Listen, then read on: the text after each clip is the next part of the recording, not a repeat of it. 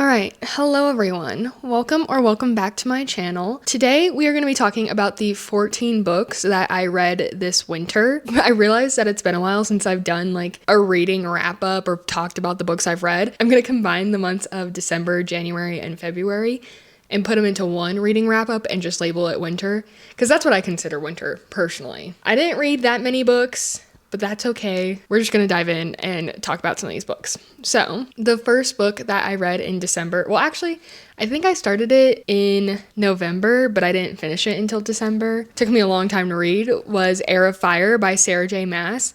This is the fourth book in the Throne of Glass series. I'm actually doing like a spoiler-filled reading vlog type series on my channel, reading all of these books. And yeah, so this is the fourth book. If you haven't read the Throne of Glass series, it follows Celaena, who is a assassin. Like, she's a very well-known assassin. It depends on how you read, like what reading order you go in, how much spoiler I give or not, but she is captured, and then in the first book, in order to like win back her freedom, she fights in this competition to become the king's, I forgot what like the specific title is, but like basically an assassin specifically for the king. That's the first book. Like I said, this is the fourth one. It's so massive, and this is tame compared to the last three books in this series. This one, it took me forever to read, like I said. I still really enjoyed it though. Specifically in this book, we get a lot more information about the fantasy, like the fae side of this series,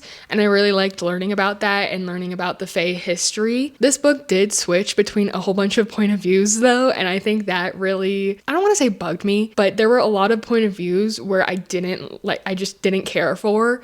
Especially there's one point of view in specific that I'm thinking of that I did not like that character at all. And personally, I felt like all the point of views that weren't Celaena's were taking away from the book. Like, it really slowed the book down for me. And I don't know if that's why it took me so long to read, because every time it wasn't a Celaena chapter, I was like, I'm gonna pause here. And then I just paused for way too long. So I still really enjoyed it though, and I think it really set up the next book very nicely. Like, I'm very interested and excited to read the next book. The next book I read was The Third Gilmore Girl by Kelly Bishop. This won the Goodreads Choice Award for memoir, which is actually why I read the book, because I did this last year and I did it again this year, where I read some of the Goodreads Choice Award winners, kind of as like a reading some of the best books of that year. So this won the 2024 Goodreads Choice Award for memoir, and I decided to actually listen to the audiobook on Spotify because she narrates it herself. Kelly Bishop plays Emily Gilmore in the very, very popular TV show, The Gilmore Girls. And this memoir kind of just shares her experience starting as a dancer to becoming an actor from Broadway to Hollywood. It was really, really good. I really loved hearing her voice, like actually listening to her talk, especially because like her voice is so recognizable. I don't know, just hearing her talk and some of the things she said, she reminded me exactly of Emily Gilmore. Like, that role was made for her. But mostly I really just enjoyed how truthful and honest she was in her memoir. Like, she admitted to all the mistakes she made, and she never really like tried to pass off blame to anyone else. Like, she really took accountability, I guess you could say. It had me laughing out loud so many times, but it also had me like crying at some points. And it was like really interesting to kind of hear about that side of being a celebrity, like being on Broadway and a dancer on Broadway, and how hard it is to get jobs on Broadway, and then like her transition from Broadway to Hollywood. Highly recommend. I don't have a rating for that book though, because I don't rate memoirs. And then I read Stealing a Second Chance by Kristen Lee. This is a second chance sports romance with the brother's best friend trope, and it follows Kenny, who is a public relations director for a local baseball team, and Wells, who is an all-star baseball player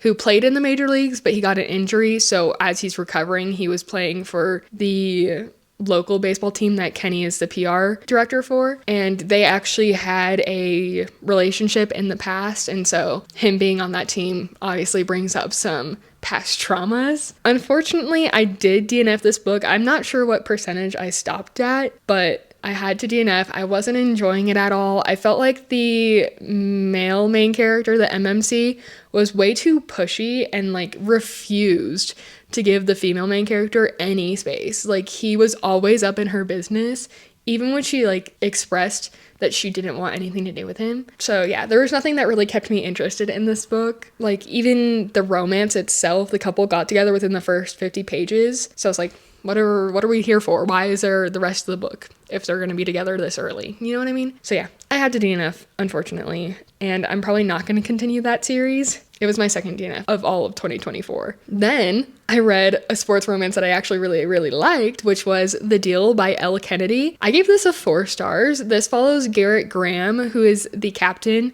of one of the best college hockey teams in the country, but he is at risk of losing his spot on his team because he failed a test and it caused his GPA to drop. Luckily for him, one girl in his class, Hannah, aced the test, and so he has to convince her to help him to pass like a redo of the test. And so they come up with a little deal where she tutors him in exchange for him helping her get this football player guy that she has a crush on. I actually really, really enjoyed this book more than I was expecting. The romance between Hannah and Garrett Graham, he goes by both in the book. So fun and cute. I loved them together. Also, had the slightest hint of fake dating. And if you have been on this channel before, you know that trope is probably my favorite. Probably always will be my favorite. I love that trope. It always works for me. I don't know why. I don't know why I love it so much, but the fact that they even fake dated just a little bit was perfect. I loved them together. I think like what really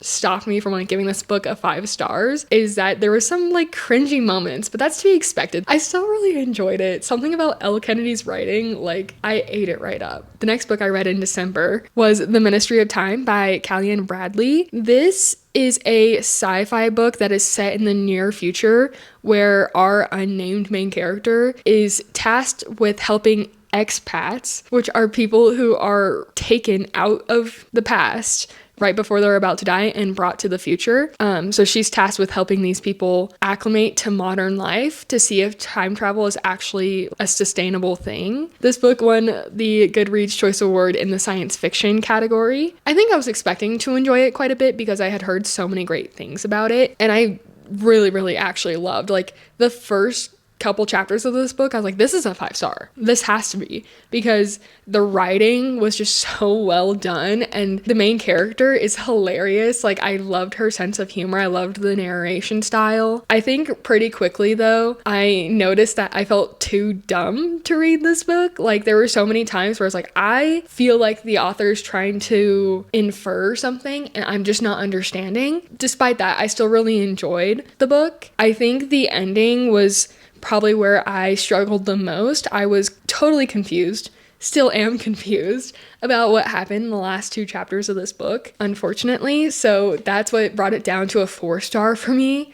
But I still really enjoyed it. I thought the concept was really interesting, and I definitely am glad I picked it up. I honestly probably should do a reread of this and see if maybe reading it a second time I can gain a little bit of a deeper understanding about what actually happens in this book. The next book I read was You Like It Darker by Stephen King.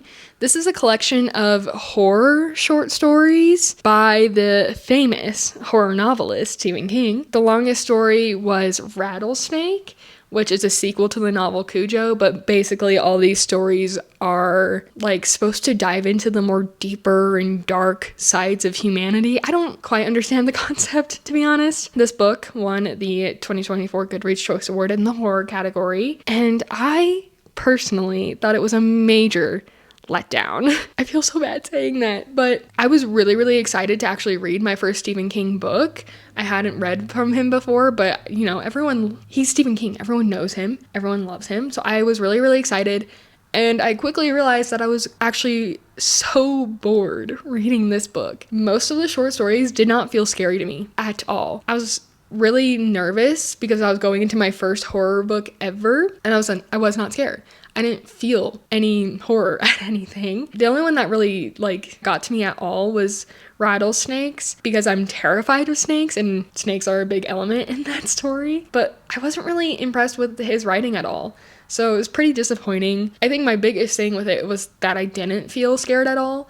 And so I was like, maybe that's just the horror genre. Maybe I'm not supposed to feel scared. It's just supposed to be like a little bit creepy. But then I picked up House of Leaves. I'm currently in the middle of that, and I am scared. I am horrified by that book. So I think it was just the short stories. I'm curious if maybe I pick up, like, I do want to, by the way, like, this hasn't turned me off from Stephen King, so I do want to pick up a full-length novel by him. And I'm curious if, like, if he had more time to really develop a plot, if that would scare me more. So we'll see in the future once I do pick up another book by him. But for now, definitely very disappointed in that book. Now we're moving on to January. This was probably my worst reading month I've had in a while. I only read 3 books. The first one was The Mistake by Elle Kennedy, which is the second book in the Off-Campus series. The first one being The Deal that I read in December. This book follows another guy on the hockey team, John Logan, who actually has a crush on Hannah from the first book, who is now, in this book, Garrett's girlfriend. So Logan has a crush on her, and in order to like distract himself from this, he hooks up with a freshman named Grace. That's kind of all I'm going to give you. I really, really enjoyed the first book, obviously, and this one did not let me down either. I loved this one too. I was honestly really skeptical about the whole situation that brought Logan and Grace together, with Logan being in love with somebody else, but I ended up really loving the couple by the end. I will say there are a few moments where you can tell that he's using Grace to get over Hannah, and that made me feel really icky. I didn't like that. Overall, I still really liked the story. I really liked them together by the end. And I love that this series, like, it's not just fluffy sports romances. It also has like a lot of deeper themes, a lot more emotional themes that we get into. So I really liked the book, but I did get a 4-star because, like I said, there were moments that I just was like, really, Logan? Do you have to be like that? Have more respect. And then the next book I read was The Score by Elle Kennedy, which is the third book in the Off-Campus series. This one follows Dean and Allie. Dean is kind of this playboy, the ladies' man. He always gets the girl he wants, and he's pretty much known for only getting with them once or maybe twice. He's not a relationship guy. But then he hooks up one time with the recently single Allie, and he quickly realizes one time is not enough. So yeah, that's what this book's about. Oh my goodness. I really liked this one, not as much as the first two. I really loved Dean. He's hilarious. He's probably one of the funniest characters out of all these books, and it was really nice seeing him go from the guy who is always being chased by girls to the one who like has to chase after a girl. The third act breakup and everything that led to the third act breakup in this book, oh my goodness, I tore my heart out. I hadn't felt that much pain from reading a book in a while. I can't, oh my gosh. Even thinking about it now, I'm like, I'm gonna start tearing up. I was actually crying for both the main characters at that point. But I think one of the reasons like I didn't like this book as much as the others is because I didn't really feel like this couple was endgame. Like, they definitely had chemistry, don't get me wrong, but I just like didn't think that they were soulmates, you know? I will say, all of these books, all 3 of the books in the series that I've read so far, I have finished within a couple days, like a day or 2 max. And this is while I'm in the middle of, I don't want to say like a slump, but I was definitely struggling with reading. But these books, I don't know what addictive substance Elle Kennedy puts in them. I ate them right up. Literally, The Mistake, I finished within 12 hours. The only time I put that book down was to go sleep. Needless to say, I definitely want to continue on in the series. I have a video planned for the 4th book, but I'm so excited that I picked up The Deal, and I will definitely be reading from Elle Kennedy again in the future. And then finally, the last book that I read in January that I actually started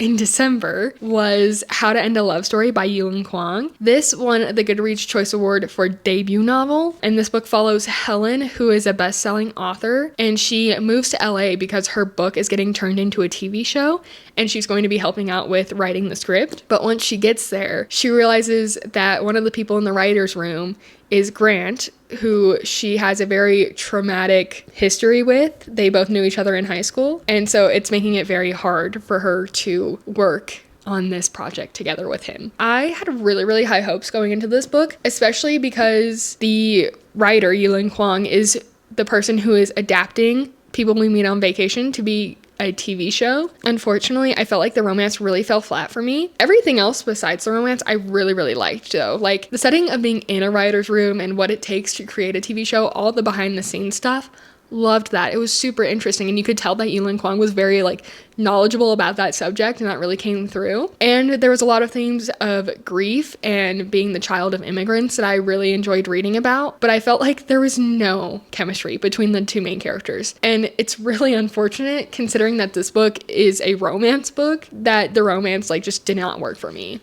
So I ended up giving this a 3 stars. Like I said, everything else absolutely loved. There were quotes in here that like actually had me tearing up, but the romance was so, in my personal opinion, did not work at all. Now, in February, I started to pick up more books. I was reading a little bit more, and I started with The Love Hypothesis by Ali Hazelwood. In this book, Olive's best friend dates Olive's ex. And in order to prove to her best friend that Olive doesn't care, like she doesn't mind, Olive pretends to be dating someone else. But in order to like prove this to her best friend, Olive panics and kisses the first guy that she sees, which happens to be a young professor in her science department that literally everybody is scared of, including herself. But to her surprise, he agrees to continue this little fake dating ruse. And yeah, I think you can imagine where this is going. I really enjoyed it, of course. I was actually really, really worried going into this book because I had read from Ali Hazelwood last year. I read Check and Mate, and I was really enjoying that book until the end, and I ended up giving like a 2.5, 2 star. I was really frustrated. I was worried that Ali Hazelwood wasn't for me. So I decided to give her another try, and I figured because this has fake dating, it would work out for me, and of course it did. So I really, really loved the fake dating aspect of this book. And also, I actually quite enjoyed the whole trope where, like, he's a grumpy, moody guy and everyone doesn't like him, but he actually turns out to be, like, a really amazing, has a soft heart or whatever. I don't know. I enjoyed it. It was fun. It wasn't necessarily a 5 star just because, like, the whole STEM part isn't quite for me. Like, I love that Ali Hazelwood writes women in STEM. I'm not a woman in STEM, you know what I mean? So it just doesn't like always appeal to me, but I definitely want to read from her again now, especially, correct me if I'm wrong, but I think Love theoretically has a main character who is also type 1 diabetic, and I think that'd be really cool to read just because like my only experience with it, obviously, other than my own recent experience, is my younger sister who's had it, and I haven't really seen it in books at all, so I think it'd be really cool to read a book that has a type 1 diabetic character. So I think Love theoretically does. So I definitely want to pick up from her again. This definitely saved her as an author for me. This month, I also read Play Along by Liz Tomford. This is the 4th book in the Windy City series, and this book specifically follows the baseball player Isaiah Rhodes and his team's athletic trainer, Kennedy Kay, who after one drunken night together in Las Vegas, wake up married, which puts Kennedy's job at risk. And yeah, I was really, really excited for this book because I loved Isaiah and all the other books in the series. I love this series as a whole. I know a lot of people really struggle with the first book, Mile High. I actually really enjoyed it, but yeah, love this series. Loved Isaiah. Like, he's such a goofy character, and he became like even more lovable because we got to see this more personal side to him, and just seeing how devoted he was to Kennedy even when she didn't reciprocate. Oh my gosh, I love him. I loved it. Also, this book has the fake dating trope as well. So obviously it was going to be a hit for me. I gave it 5 stars. It's so good. This whole series is so good. If you're worried about reading Mile High, I would definitely tell you to give it a chance. But if you're not liking it, go ahead, don't finish it, but definitely pick up the rest of the books because these characters live inside my brain 24/7. I can't stop thinking about them. I'm so excited, beyond excited, for the 5th book in the series that comes out in May. It's gonna be so good. I need to calm down. I love that. I love them. Okay, the next book I read was actually a reread, The 7-Year Slip by Ashley Poston. This book follows Clementine, who inherits her late aunt's apartment, and after living there for a few months, she quickly realizes that all the stories that her aunt told her of the apartment being magical was actually true, because she comes home one night and her apartment sends her 7 years into the past. Like I said, this book was a reread. I loved the book the first time I read it. I give it a 4.5 stars, but rereading it this time, I give it a 5 stars. Like, I just love Ashley Poston's writing so much. She is an auto-buy author, and rereading this book has only like cemented that for me. I just love that there's not only magic in the plot of the story, but Ashley Poston's writing has magic, like, to me personally. I am always entranced by her books. Like, I can't put them down once I start them. I love her characters. I really love that in this book specifically, one of the main characters is a chef.